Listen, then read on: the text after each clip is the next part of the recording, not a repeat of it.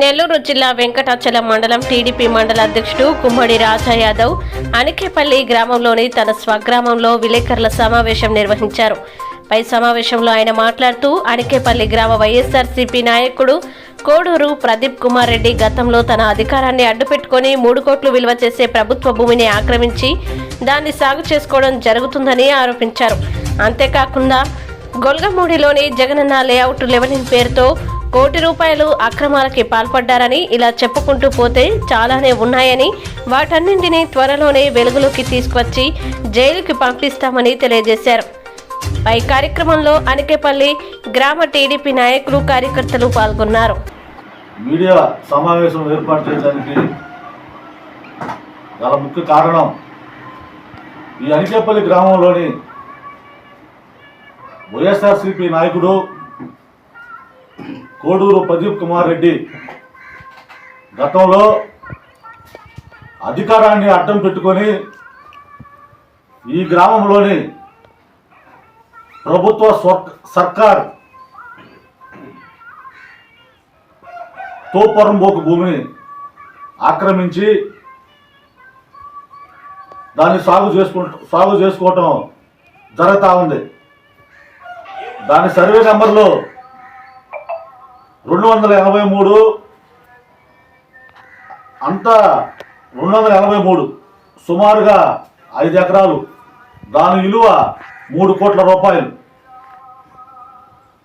అధికారులను అడ్డం పెట్టుకొని రీసర్వే పేరుతో మదర్ సర్వే నెంబర్ 1 దాన్ని సబ్ డివిజన్గా చేస్తూ దానికి కొత్తగా ఎల్పీ నెంబర్లను సృష్టించి ఒక్కొక్క నెంబర్కి ఒక్కొక్క ఎల్పీ నెంబర్ ఇచ్చి దాంట్లో ఆ విస్తీర్ణాన్ని డివైడ్ చేసి చేయటం జరిగింది. మనకి పక్కాగా అర్థమవుతుంది, చూడండి, రెవెన్యూ రికార్డుల ప్రకారం పక్కాగా అర్థమవుతుంది అతను చేసినటువంటి అవినీతి.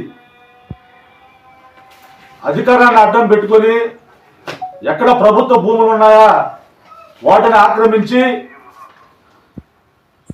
రికార్డులను తారుమారు చేయటం, ప్రభుత్వాన్ని అడ్డం పెట్టుకోవటం, భూములను కబ్జా చేయటం, అధికారుల్ని అడ్డం పెట్టుకొని రికార్డులో తారుమారు చేయటం జరుగుతూ ఉంది. ఆయనకి గుడి లేదు, బడి లేదు, చర్చి లేదు, ప్రభుత్వ బంగ్లాలు లేవు, తాగేదానికి ఉన్నటువంటి బావిలు కూడా ఆక్రమించేసి చుట్టూరు ఫినిషింగ్ చేసి సాగు చేసుకున్నటువంటి సందర్భాలు ఉన్నాయి. మేము ఒకటే చెప్తున్నాం, 1, 2 అతను చేసినటువంటి అవినీతులు చాలా ఉన్నాయి. గొల్లమూడి గ్రామంలో సాకల చెరువులో 20 ఎకరాలు లేఅవుట్లు వేసి అమ్మేశారు.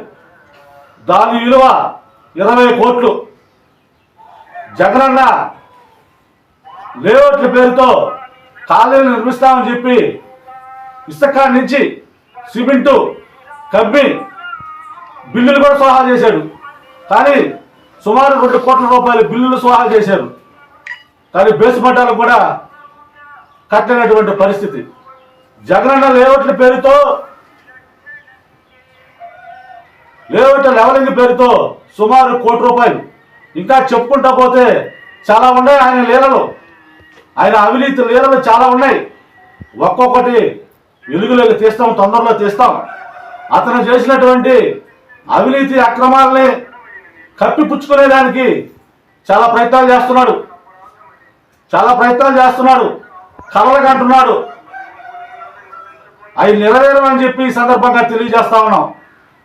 నువ్వు ఎంత అవినీతి చేసావో కక్కిస్తాం, భూముల్ని వెనక్కి తీస్తాం, నిన్ను జైలుకు పంపిస్తాం. అవసరమైతే నీ అవినీతిని, నీ అక్రమాలని వెలుగు తీయటంలో అవసరమైతే మేము కూడా జైలు పోయేదానికి సిద్ధంగా ఉన్నాం తప్ప నీ అవినీతిని బట్టబయలు చేస్తాం, అన్ని చేసి నిన్ను జైలుకు పంపిస్తామని చెప్పి ఈ సందర్భంగా తెలియజేస్తా ఉన్నా.